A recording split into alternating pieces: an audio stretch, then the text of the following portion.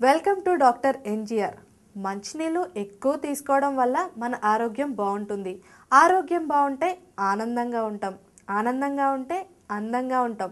మరి మంచినీళ్ళు తక్కువ తీసుకోవడం వల్ల ఎన్నో రకాల ఆరోగ్య సమస్యలు వస్తుంటాయి. అందులో ముఖ్యమైనది కిడ్నీలో రాళ్ళు. దీనివల్ల ఎన్నో రకాల నొప్పులు వస్తుంటాయి. మరి ఈ సమస్యలకు పరిష్కారం అందించడానికి మనతో ఉన్నారు డాక్టర్ నందకుమార్ గారు.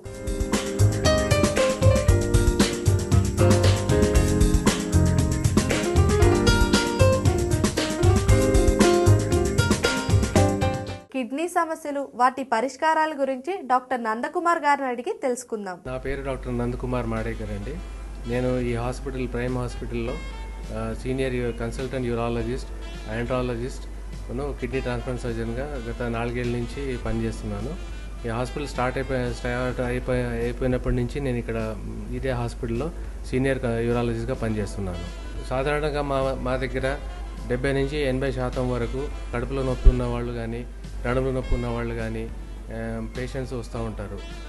ఇందులో ఈ నొప్పి వల్ల మనము పరీక్షలు చేసిన తర్వాత 70 నుంచి 80% వరకు వాళ్ళలో రాళ్ళు ఉండే అవకాశం ఉంటుందని పేషెంట్స్ వస్తుంటారు.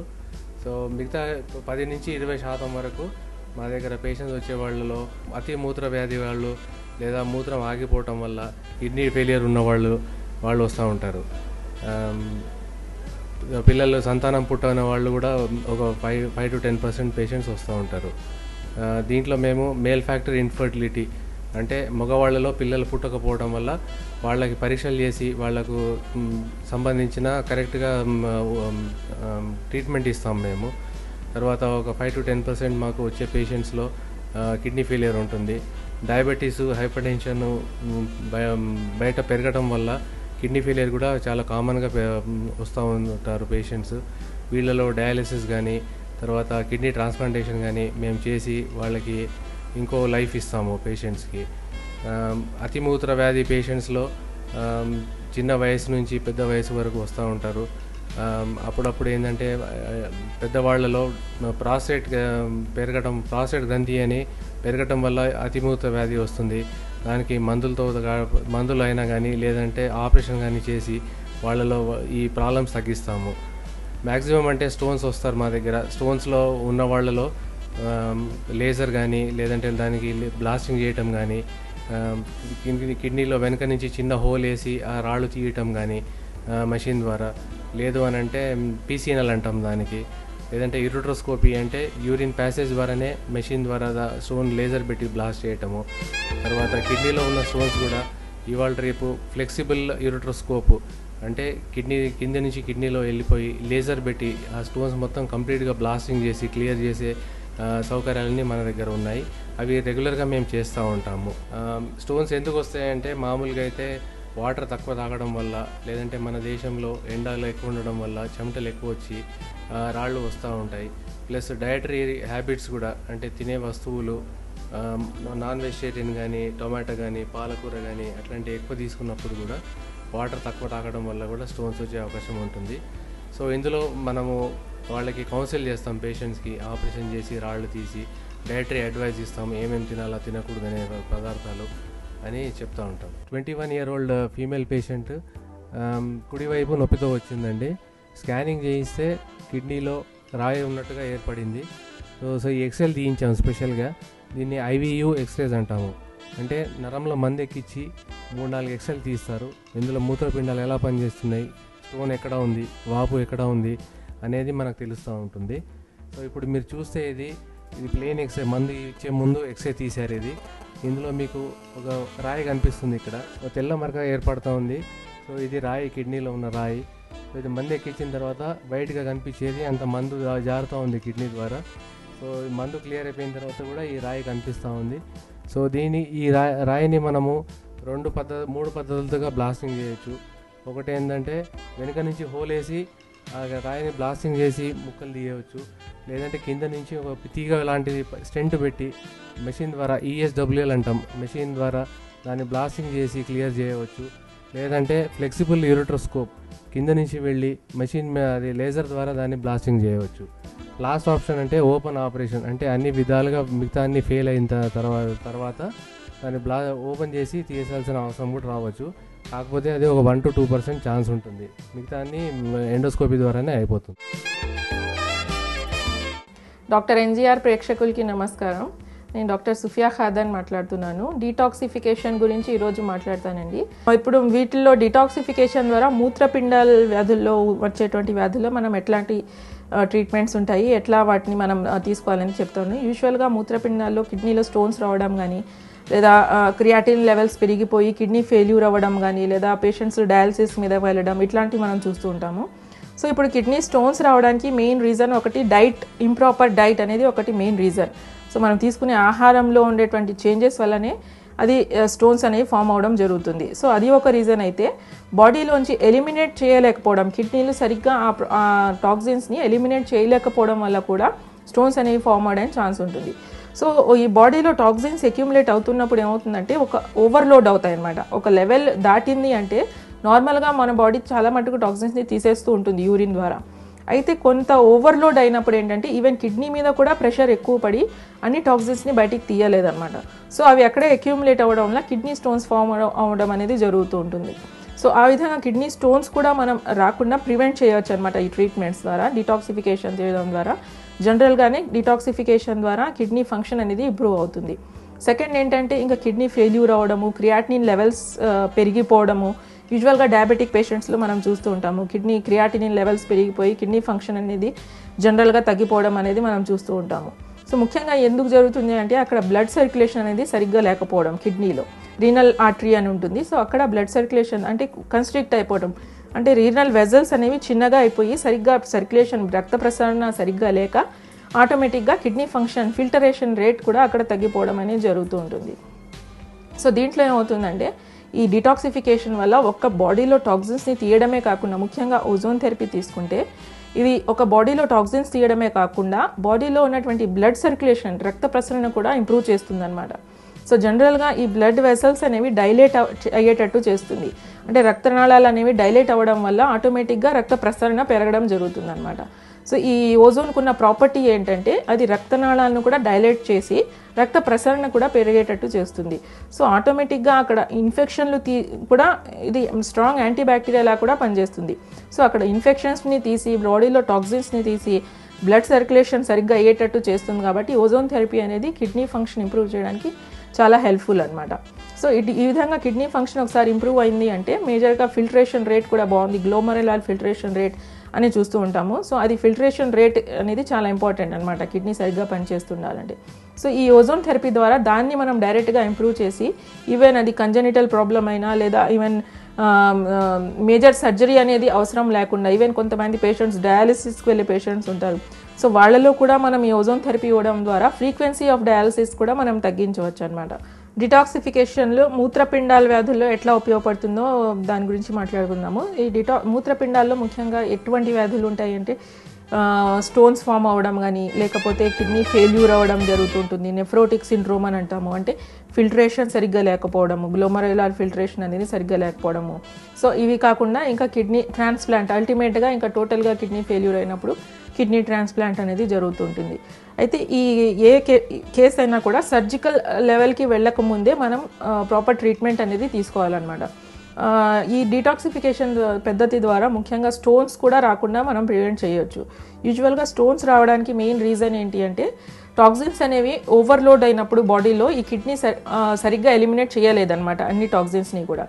సో నార్మల్గా కొంతవరకు టాక్సిన్స్ని బాడీలోంచి రిమూవ్ చేయగలుగుతుంది కిడ్నీ, యూరిన్ ద్వారా బయటికి తీసేస్తుంది.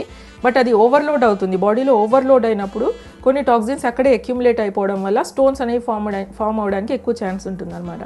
సో ఆ విధంగా ఈ డిటాక్సిఫికేషన్ పద్ధతి ద్వారా ఎప్పటికప్పుడు బాడీలో నుంచి టాక్సిన్స్ని రిమూవ్ చేయడం ద్వారా స్టోన్ ఫార్మేషన్ ఛాన్సెస్ని కూడా మనం తగ్గించవచ్చు.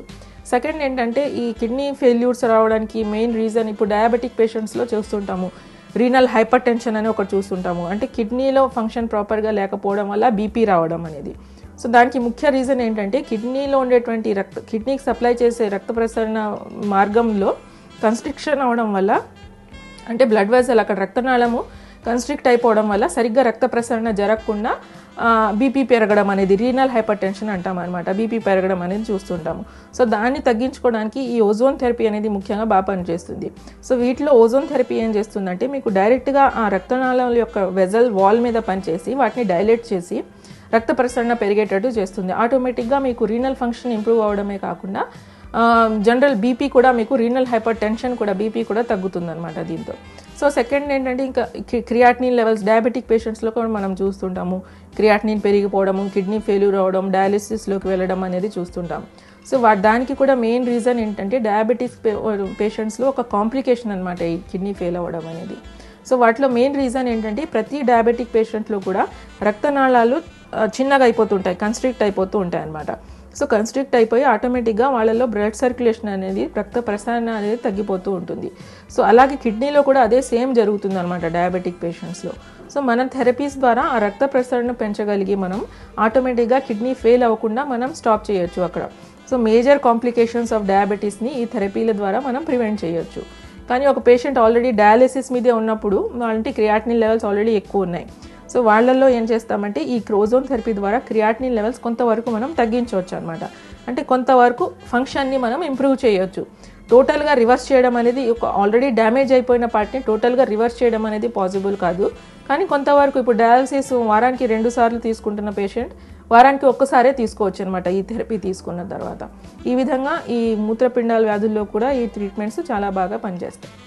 స్త్రీలలో సంతానలేమి ఎందుకు కలుగుతోంది, ఆయుర్వేదం ద్వారా దాన్ని ఎలా పరిష్కరించవచ్చో డాక్టర్ వేణుగోపాల్ని అడిగి తెలుసుకుందాం. స్త్రీలలో సంతానలేమికి కారణమయ్యే ట్యూబల్ బ్లాక్ అనే సమస్యకి ఆయుర్వేద పరిష్కారం. వివాహమైన ప్రతి స్త్రీ తదనంతరము వాళ్ళలో కోరుకునే అతి ముఖ్యమైన ఘట్టము సంతానం. అయితే స్త్రీలలో సంతానలేమిని వంధ్యత్వము లేదా ఇన్ఫర్టిలిటీ అని అంటారు. ఈ ఇన్ఫర్టిలిటీకి రకరకాల కారణాలు ఉన్నప్పటికీ వాటిలో అత్యధికమైన కారణము లేదా అధిక శాతమైన కారణము ముఖ్యమైన కారణంగా చెప్పుకునేది ఈ ట్యూబల్ బ్లాక్. వీటిని ఫెలోపియన్ ట్యూబ్ బ్లాక్ లేదా ట్యూబల్ బ్లాక్ ఫ్యాక్టర్ ఇన్ఫర్టిలిటీ అని అంటారు.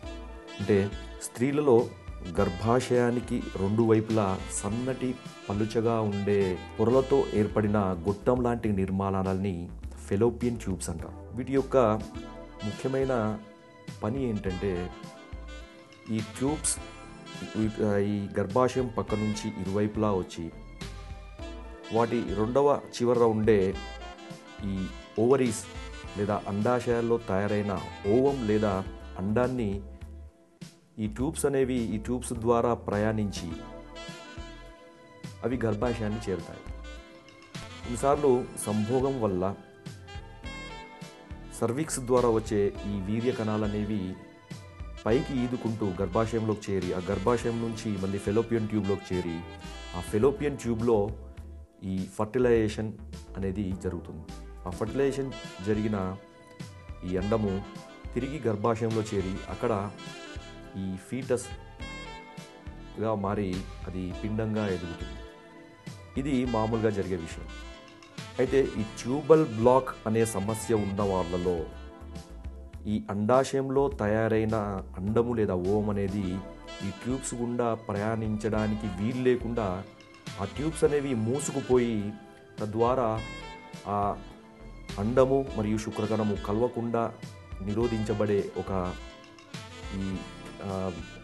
రకమైన అవస్థ దీన్ని ట్యూబల్ బ్లాక్ అని అంటారు. ఇది గర్భాశయం యొక్క నిర్మాణం. ఈ గర్భాశయంకి 2 వైపులా ఈ ట్యూబ్స్ లాంటి నిర్మాణాలని ఫెలోపియన్ ట్యూబ్స్ అంటారు. ఇది అండాశయం లేదా ఓవరీ అంటారు. ఈ ఓవరీ నుంచి ఓవం లేదా బీజము అనేది తయారయ్యి అది పైకి ప్రయాణిస్తూ సంభోగం వల్ల ఈ పురుషుల యొక్క వీర్య కణాలు ఈ యోని యొక్క మొదటి ప్రాంతంలో స్రవించబడి అవి పైకి ఈదుకుంటూ వెళ్ళి గర్భాశయం నుంచి ఈ ఫెలోపియన్ ట్యూబ్స్లో ఈ పైకి వచ్చే మార్గంలో ఎక్కడైనా ఈ 2 కలిసి అక్కడ ఫర్టిలైజేషన్ అని జరుగుతుంది. అయితే ఈ ట్యూబల్ బ్లాక్స్లో ఉండే సమస్య ఏంటంటే ఈ ట్యూబ్లో ఏదైనా ఒక ప్రాంతంలో ఒక అవరోధం లేదా అలా అడ్డంకి ఏర్పడడం. ఈ అడ్డంకి వల్ల ఈ కింది నుంచి వచ్చే శుక్ర కణాలు అదేవిధంగా ఇక్కడ నుంచి వచ్చే ఈ ఓవం అనేది కలియకుండా నిరోధించబడతాయి. తద్వారా ఇన్ఫర్టిలిటీ లేదా వంధ్యత్వం అనేది ఏర్పడుతుంది. ఈ ట్యూబ్స్కు మోస్ట్ వాచిపోవడానికి కారణం ఏంటంటే, ముఖ్యంగా చెప్పాలంటే అన్ని రకాల కారణాల్లో మొట్టమొదటిది pelvic inflammatory disorders. Pelvic inflammation అంటే ఈ స్త్రీల యొక్క గర్భాశయం దాని చుట్టుపక్కల ఉండే ప్రాంతాలన్నీ వాచిపోవడం. ఈ వాచిపోవడానికి కూడా అత్యంత ముఖ్యమైన కారణాలలో ఇన్ఫెక్షన్స్ కూడా ఒక ముఖ్య కారణంగా చెప్పవచ్చు.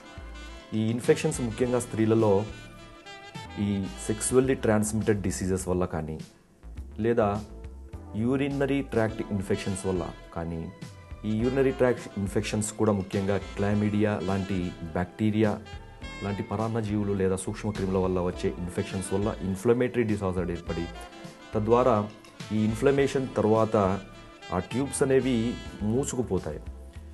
ఇది ఒక ప్రధాన సమస్యగా చెప్పుకోవచ్చు. వివాహిత స్త్రీలలో వంధ్యత్వానికి కారణమవుతూ తద్వారా మానసిక క్షోభకు గురిచేసే ఈ ట్యూబల్ బ్లాక్స్ అనే సమస్యను అధిగమించడానికి ఆయుర్వేదంలో ఒక చక్కటి పరిష్కారంగా పంచకోల ఘృతం అని మనం చెప్పుకోవచ్చు. ముఖ్యంగా ఆయుర్వేద చికిత్సా సూత్రాలను ఆధారంగా చేసుకుని తయారు చేయబడిన ఈ ఘృతము పంచకోల ఘృతం. అది ఎలా అంటే, శ్రోతశోధన చికిత్స అనేవి ఇలాంటి వాటిలో చేయాల్సి ఉంటుంది. ఆయుర్వేదంలో ట్యూబ్స్ లాంటి నిర్మాణాలన్నిటిని కూడా స్రోతస్సులు అంటారు. వీటిలో ఏర్పడే అడ్డంకులను తొలగించడానికి చేసే చికిత్సను శ్రోతశోధనం అంటారు. శ్రోతసాం తద్విశోధనం. శ్రోతశోధనం అంటే శ్రోతస్సులను శుద్ధి చేసేది, ఆ అడ్డంకులను తొలగించే ట్రీట్మెంట్స్ని శ్రోతశోధన చికిత్స అంటారు. ఈ శ్రోతశోధన చికిత్సకు అనుగుణంగా తయారు చేసేది ఈ పంచకోల ఘృతం.